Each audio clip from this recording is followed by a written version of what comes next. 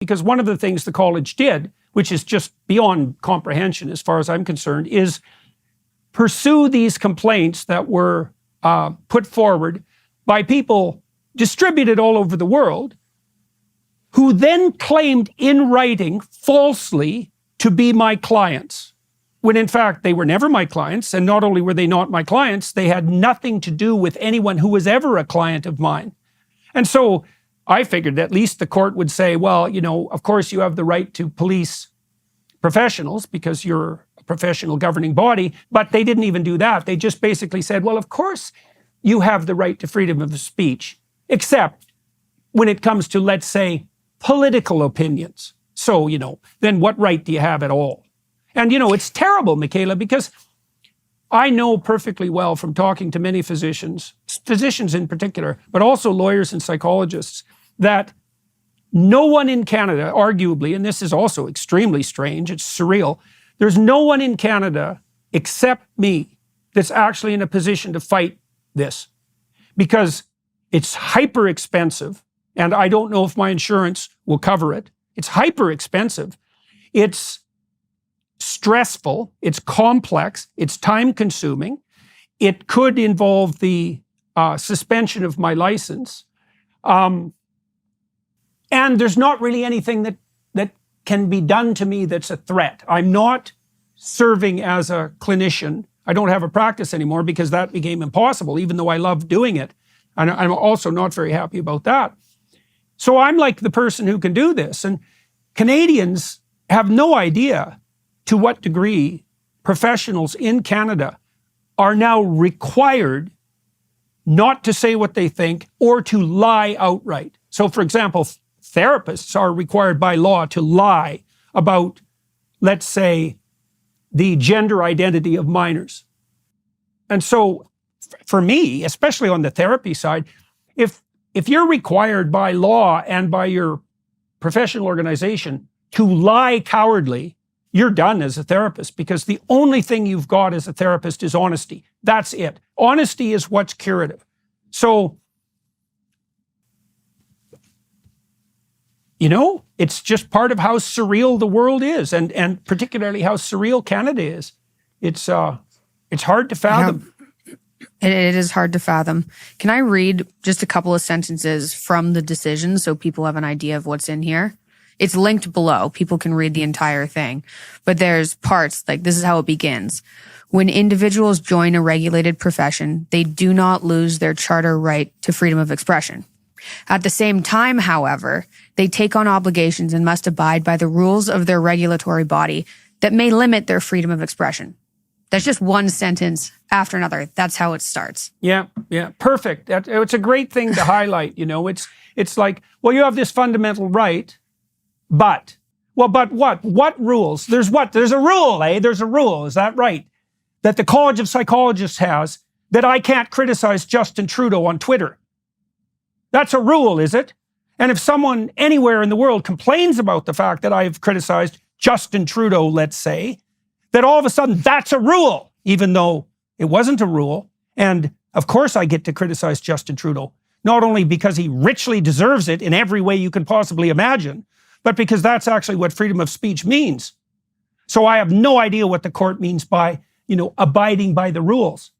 So the rules are whatever the bloody College of Psychologists determines constitutes a rule after the fact, given their complete freedom to make manifest any rules they want. Yeah. It's beyond comprehension. And yes, but I have freedom of speech. It's like, do I now? What do I get to talk about? Apparently I can't even talk about the weather. You know, here's another fact. This is literally the truth.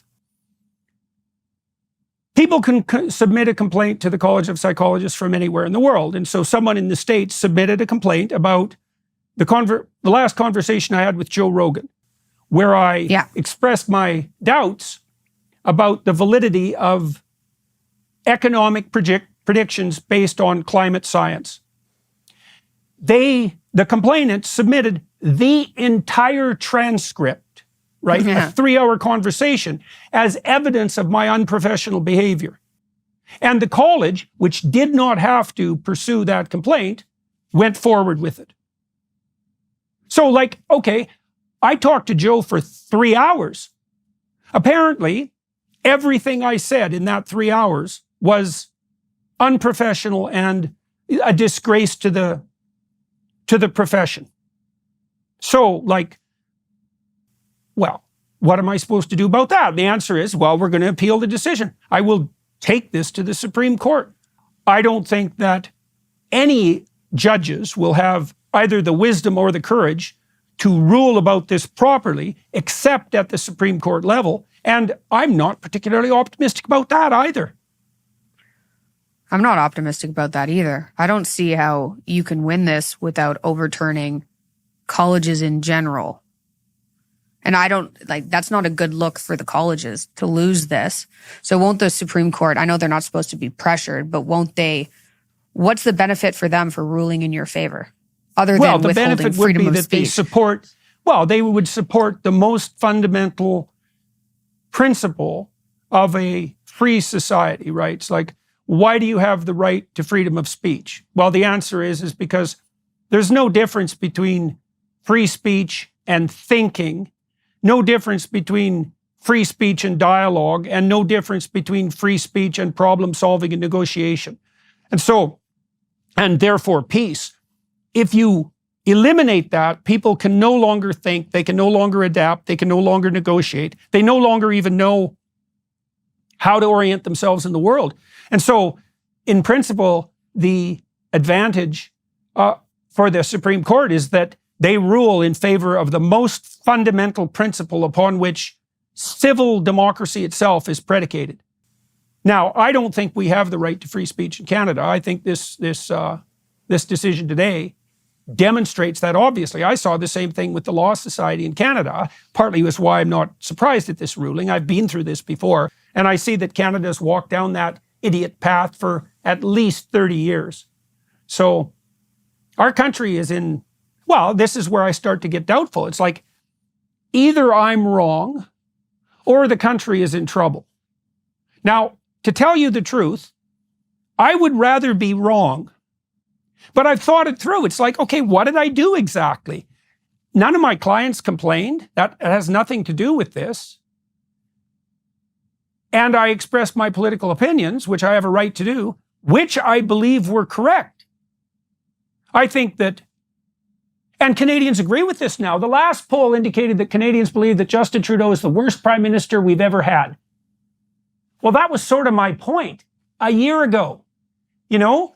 And so if I can't say that, and yet a majority of Canadians believe it to be true, and believe me, a lot more of them are going to believe that.